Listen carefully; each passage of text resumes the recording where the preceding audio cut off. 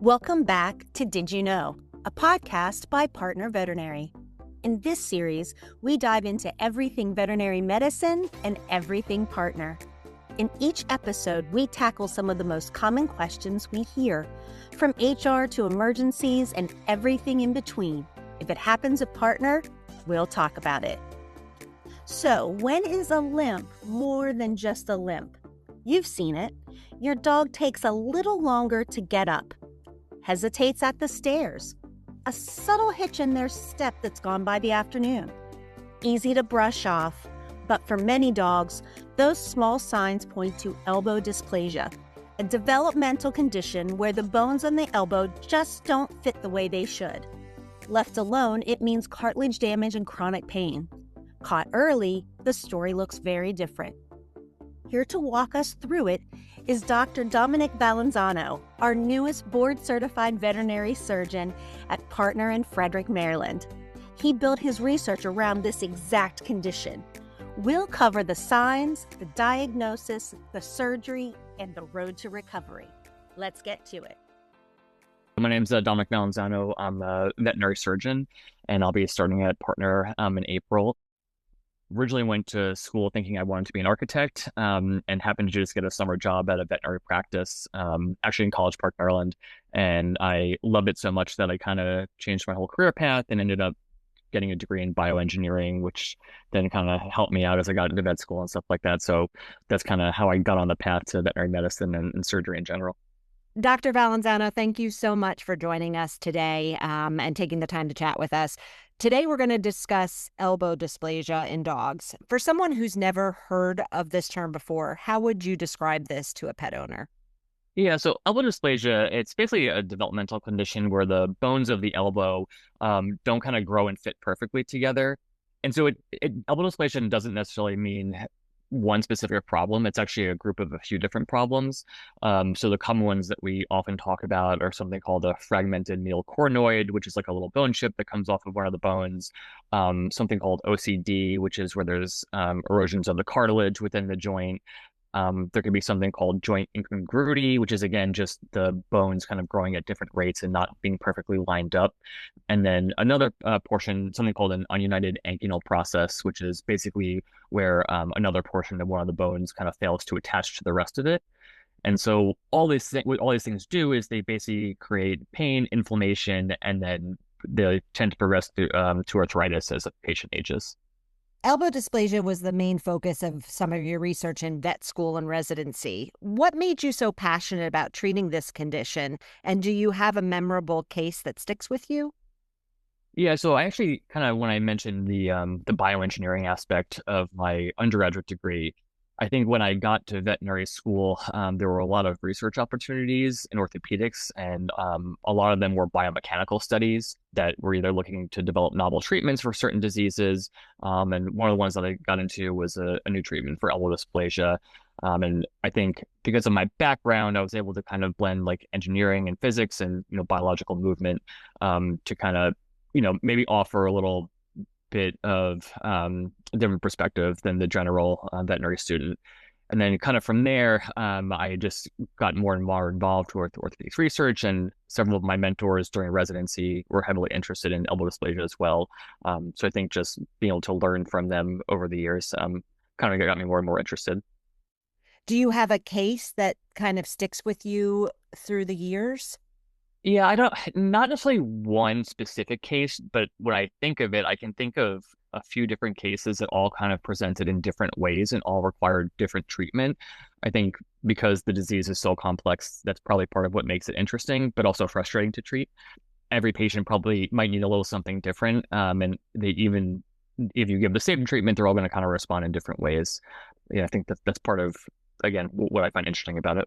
Are their breeds more commonly affected? And is this something that owners of those breeds should be proactively watching for? Yeah, absolutely. There's definitely a lot of more overrepresented breeds. Mostly we see patients that are medium to large breed dogs, active, and kind of we see them early on in their growth phase. So the common ones would be Labrador Retrievers, German Shepherds, Bernese Mountain Dogs. But I've certainly seen it in, pit bulls and 30-pound dogs, very large dogs. So we can see it in anything, but definitely those other three are the more common ones. Okay. And is it more common in young dogs where you see it more frequently when they're younger than as they get older? Yeah, absolutely. So when the disease is severe enough, they'll often start showing signs between 4 to 12 months of age. Sometimes because it might take a while to figure out what's going on, or maybe they get better for a little bit and then get worse, we might not diagnose them to 1 or 2. If they're not seen when they're younger, or if the signs are mild, sometimes when they're, much older, maybe 7, 8, 9, and they start to develop significant arthritis, we can also see them present then. What are the early warning signs a dog owner can notice on their own at home?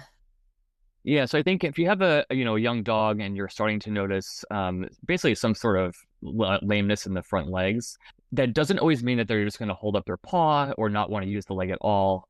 Often when we're looking for a dog limping on its front leg, we'll look for a head bob. So often the head will kind of come down on the leg that they're more comfortable on, and they'll kind of come up to take weight off the leg that they're less comfortable on. It can get a little tricky because often elbow dysplasia will present in both legs. And so, that might not become as clear if they're trying to equally take weight off the front end. But that's probably the big thing that you're going to notice. You might notice it's worse after play. They might be stiff after getting up from rest, or just in general kind of reluctant to play and jump and do things that a normal puppy might want to do when it's more severe. Yeah, having had two dogs that have gone through elbow dysplasia, sometimes it's very subtle, but you catch it every once in a while, and it is hard to go to the vet and sometimes say, hey, I see something, but I don't know what I'm seeing. But that head bob is definitely what I remember seeing. Yeah. Yeah. And I think definitely if you're at home, especially if it's not something that's occurring all the time, taking a video of when you do see it can be really helpful because we can look at that video and slow it down and try to figure out which leg seems more uncomfortable.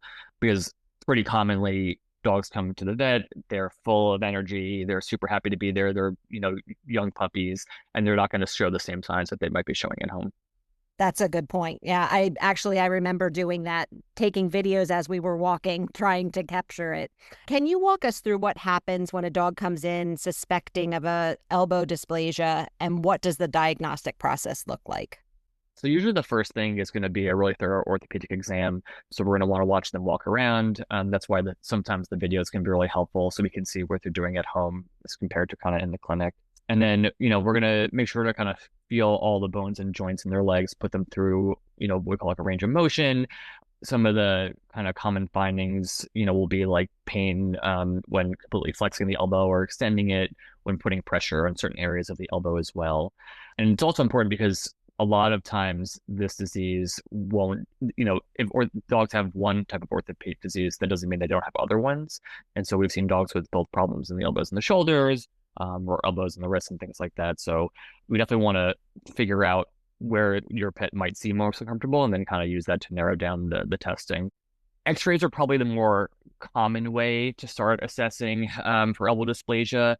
With that said, they're really not the most sensitive tests. Some reports will show that maybe only 65% of cases will really be caught on x-rays alone. And I think it's just because it's a complex joint where kind of three bones are kind of coming together and it's hard to see on a 2D image. So in general, what surgeons recommend is a CT scan or CAT scan as the first test. And this is basically going to be a 3D x-ray kind of through the elbow. Often we'll do shoulder, elbow, and the wrist as well, just to make sure we're not missing anything else. The gold standard for imaging is usually arthroscopy, where we're putting a small camera in the joint, but that often is what we're doing while performing some sort of treatment at the same time. So would you do the CT scan before the arthroscopy? Yes, yes. So typically we'll do a CT scan first. We'll take some time to look that over, see how severe the disease is. Often we're looking for those bone fragments and things like that to see, is there something worth treating here? If a dog is diagnosed with elbow dysplasia, does that automatically mean surgery? Yeah, not always. It definitely depends on the severity of the disease and sometimes the progression of the disease as well. And if we're seeing large bone fragments, obvious sources of pain, pretty severe cartilage erosion, often those are the dogs that we'll recommend treatment for. If signs are really mild and there's not severe, abnormalities that we're seeing, Usually that's more of a conversation we know with the pet parent, and we might say something like, so if you want to be 100% sure that there's nothing abnormal, we can always go in and check. It's a minimally invasive procedure. This way we kind of know for sure. Or you can kind of continue to monitor and do, medical treatment. And sometimes that can be fine for a lot of pets as well. Is a joint injection something that is used if surgery is not an option? Can a joint injection with hyaluronic acid or what have you be beneficial? Yeah, actually, we'll often use it in addition to surgery, or it certainly can be used in place of surgery. I would say the most common thing that I would recommend would be something called PRP, or platelet-rich plasma. I think the important thing to know about PRP is that it's not necessarily going to regrow normal cartilage or, necessarily like repair and make things new. But it's a really good at decreasing inflammation within the joint. And in a variety of orthopedic procedures is kind of shown to get patients back to a, more functional and comfortable level more quickly. If a patient goes through surgery for elbow dysplasia, can this injection be used later down the road if they are seeming uncomfortable again? Yes. So I think you can certainly use PRP kind of down the line, intermittently.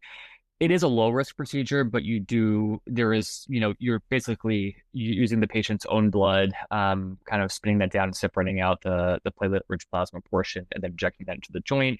So there's like a low risk of infection, and it obviously requires sedation every time, and certainly there's going to be a cost associated with it as well. Right. So I don't know a lot of patients that probably are going to come in, like 3 times a year for it, but certainly once a year, or maybe as they age and their arthritis really starts to develop, I think that could be a good time for it as well. Okay. How important is catching this early, and is there a window of opportunity for best outcomes? Ideally, we're catching it early because every patient's so different. Sometimes it can be hard to catch it early. But I think where we feel best about intervening is, when they're under 2 years old. Once the arthritis really starts to progress, I think, again, it's another conversation where if we want to try everything possible, we can certainly go in and, perform certain procedures. But I think it becomes less effective, or maybe it's a little more of like an unknown of what the response is going to be, with these patients. I think the other reason why it's really important to catch it early is a lot of the surgical procedures that we do are kind of just the starting point of treatment, because this is a disease that we're not necessarily curing, but we're managing. And learning about or knowing or diagnosing this early is going to basically allow us to kind of set up the patient for lifelong management and monitoring, so that they can kind of do well at every stage of their life. When we're talking about surgery, if a dog does need to go down this surgical path, are there different surgical approaches? And if so, how do you decide which one is right for a particular dog? So I think if you start to look online, you'll find 10, 20, maybe more different surgeries that have been designed for this specific disease. And unfortunately, what that means is that there's no one treatment that I think works best for every patient. And there's no one treatment that's like an instant cure or, is the best option out there. You can kind of separate the treatment types into like the minimally invasive arthroscopic kind of fragment removal. And that's definitely the most common one that most surgeons will perform. So what we'll typically do is put a small camera and small instrument within the joint. If there is bone fragments, we'll remove them. If there is abnormal cartilage, we'll scrape that away to get to the underneath nice, healthy bleeding bone. And then often we'll tie that in with platelet-rich plasma or rehab and therapy afterwards. There are a lot of other procedures out there that typically involve some sort of like bone cutting technique, and they basically aim to change the biomechanics of the joint to kind of change where the joint is loaded. I wouldn't say there's any one of those particular procedures that's like really taken off and is widely performed everywhere, but there are a lot of different ones out there. Some have more research than others, but again, I would say they're very widely performed. The other thing, because again, elbow dysplasia is a kind of complex and involves a few different components. The other thing that we look at, especially in dogs with incongruity, so sometimes what we'll see is that either the ulna or the radius, which are the two bones kind of in the forearm area. If one is longer than the other, then they'll create quite an uneven joint surface. And so sometimes with those, we can go and cut a fragment of the bone and allow the joint to kind of reestablish like a normal flat level. And so that can often be another component that we're looking at, when we're doing these surgeries. And that is, I think, more common than some of the other ones. So that would even out their gait more so that they're not putting so much pressure on the one leg? Yes, it would even out their gait. It would even out the joint surface itself. Okay. So that it's the bones are kind of gliding more smoothly together. Okay. Aside from the usual risks associated with surgery, are there specific risks related to this surgery or the surgeries that would be performed for elbow dysplasia? Yeah, so I think within surgery itself, other than anesthesia, there's usually not a lot of risk to the surgery itself. There's always going to be a risk of joint infection, but that's really low. Really, it's the stuff that's going to happen afterwards. Usually, the incisions are pretty small, but in theory, you can always get a little incisional infection. What we're typically going to see is the patient will probably get a bit worse for the first week or two afterwards, and then start to make progress after that. And that's just because you're going to the joint, you're creating discomfort and inflammation. And so I think you kind of have to be ready for that. I think the other part of this disease that we've kind of mentioned already is that, arthritis is going to progress no matter what in these patients. And so we're doing our best to minimize the progression of arthritis and, kind of managing their activity and their behavior lifelong. That leads into what we were going to discuss next, which is recovery and life after surgery. Because like you said, this is not a cure-all, but what happens after surgery is really, really important. So what does the recovery journey look like, and what should owners expect in the days, weeks, and months after the procedure? Yeah, and so this is certainly going to probably vary by surgeon, but typically what I'll do is for the first 2 weeks, we'll have the dogs on oral pain medication and just advise, pretty strict rest at home. So that usually means kind of being confined in a small area where they're not jumping and playing with other dogs. They can go out for quick walks and things like that on a leash always, and then kind of back inside to rest. I always say I have the easy part. I just have to do surgery, and then these people have to keep their 1-year-old's Labrador calm afterwards. Very true. That's Very much true. harder. But it is really important because I think, especially after the initial surgery, we kind of want to let that initial inflammation and discomfort come down. After those first 2 weeks, usually we'll start to increase activity. We just want it to be controlled. So that typically means being out on a leash and, not doing like the really high impact activity like running and jumping and stuff like that. So, especially like the jumping down is the stuff that can really irritate it because they're kind of landing on their front legs. And then, after that 2 to 6 week period, after that, it's more about easing back into normal activity. So, probably on week 7, they shouldn't go for an off-leash run at the dog park for 2 hours. We probably want to build up over time and take our cues from them to make sure they're comfortable. Physiotherapy and rehabilitation is really crucial when it comes to elbow dysplasia and what the animal is going to look like moving forward. What role does the owner play at home when it comes to this? Yeah, and I think rehab is really important. There's honestly some studies that show that for certain patients, rehab can be just as effective as surgery for treating elbow dysplasia. And I think probably a combination of both is probably going to get us our best outcomes. But a lot of the goals of rehab are to build strength, range of motion, and comfort. And I think it really can help improve long-term outcomes. Typically, we can set up kind of like an at-home rehab protocol for pet owners to kind of, do different exercises with their pet along the healing process, everything from just like gentle range of motion to, the way they're going to walk or have them step over certain objects. Then there's also places that do, more formal rehab programs, which are also great. And they certainly have a lot more tools there where they can do, underwater treadmill therapy, and, other kinds of like laser and acupuncture and shockwave and things like that. So again, a combination of surgery and then rehab and physiotherapy afterwards, I think will give us the best outcome for most of our orthopedic patients. Can a dog who's had elbow dysplasia surgery go on to live a full and active life? Yeah, absolutely. So I think what we're hoping for is that once we're 2 to 4 months out of surgery, that the dog should be able to kind of run and play and do all the things that another young dog might do. I think again because we're not going to have a totally normal elbow no matter what. If they have a day where they're playing really hard or they go on a really long walk, they might be a little bit more sore, and so sometimes it's okay to use pain medication as needed. And then certainly as they age as well, once arthritis starts to develop, we have to kind of make sure that we can kind of, modify their lifestyle. Probably the most important thing from the medical side is weight management. The heavier the dog, the more weight and force is going to be on their joints and the harder it's going to be for them. And so I think a large part of why early diagnosis is important is because if we can make sure that from the very beginning, we're keeping a close eye on their weight, that's just going to result in much better lifelong function and comfort and it kind of help throughout every life stage. Yeah, I know I have family members that say to me, your dogs are so skinny, but they're not. They're really healthy and lean, and it makes a huge difference on their joints. So, what do you think about supplements that can help?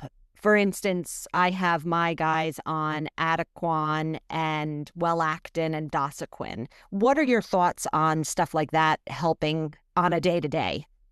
Yeah, no, I think a lot of those can be really great options. There's certainly like mixed evidence as to how effective some of that stuff is.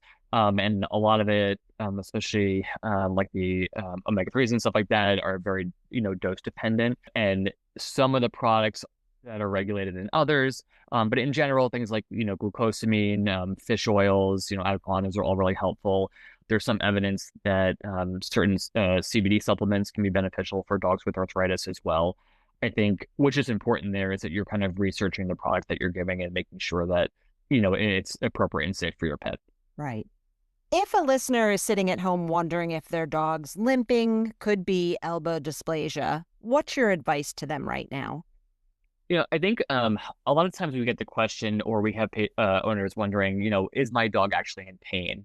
And typically we will say if your dog is limping or not wanting to use the leg, it's because there's some discomfort there. There might be some lamenesses that are more mechanical in nature, but for the most part, it's related to discomfort. I think not every time your dog limps, you have to, rush to an orthopedic surgeon. But if you're seeing a recurrent lameness where it's, every time they play hard, they're limping, or every time they get up in the morning, they seem to be stiff and limping, then it's probably worth checking out because it's something that's not just resolving with a few weeks of pain medication and rest. Dr. Valenzano, thank you so much for taking the time to talk to us about this. It's definitely a complex thing, and this, I think, helps shed a lot of light on the topic. So thank you. Yeah, thank you for having me. Thank you for listening to Did You Know? Is there something about Partner that you want to know? Email us at letstalk@partnervesc.com. Who knows, we might turn your question into an entire episode. You can now find us wherever you listen to all of your other favorite podcasts. Subscribe now.